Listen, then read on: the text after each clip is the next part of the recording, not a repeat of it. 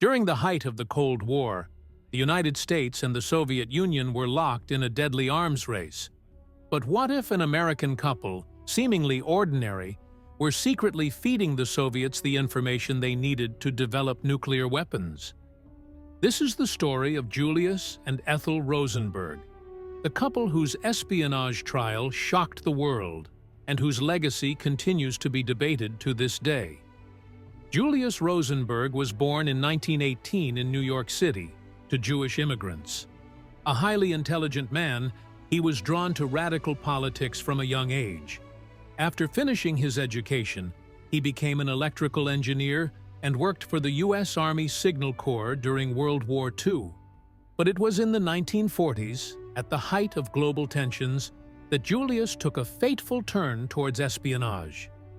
By the time the Cold War was in full swing, the Soviet Union had begun to develop its own atomic bomb, and the U.S. government was deeply concerned about Soviet spies infiltrating their scientific and military circles. Julius Rosenberg, married to Ethel Greenglass, a former stenographer, was recruited by Soviet intelligence to help steal secrets related to the atomic bomb. Julius's role was not only to steal secrets from the U.S. nuclear program, but also to recruit others. He was connected to a network of spies that included Ethel's brother, David Greenglass, who worked as a machinist at the Los Alamos Laboratory, the heart of the U.S. atomic bomb project. It was David who would provide some of the most sensitive information about the bomb's design to Julius. Through clandestine meetings, Julius was able to pass this critical information to the Soviet Union. But it wasn't just technical data he was passing along. Julius was sharing detailed diagrams and other top-secret documents that helped the Soviets build their own nuclear weapons. In 1949, less than 4 years after the U.S. tested its first atomic bomb, the Soviet Union successfully detonated its own. The Rosenbergs were accused of playing a central role in making that possible. However, it wasn't just Julius who was caught up in the espionage scandal. His wife, Ethel, was also arrested.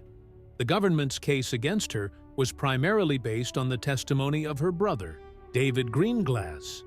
While David had worked at Los Alamos, his wife, Ruth, claimed that Ethel had typed up notes and assisted in transmitting the stolen information to Julius's contacts.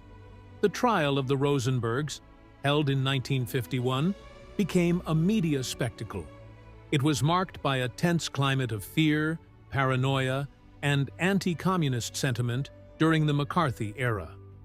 The prosecution's case rested heavily on the testimony of Greenglass, who later admitted that he had exaggerated some of his statements in exchange for a reduced sentence.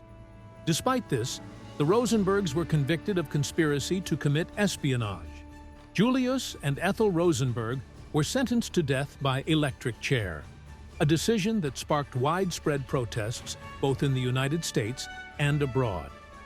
Many believed the Rosenbergs were being used as scapegoats in the battle between the U.S. and the Soviet Union, and that the trial was unfair, especially given the lack of direct evidence linking Ethel to the espionage activities.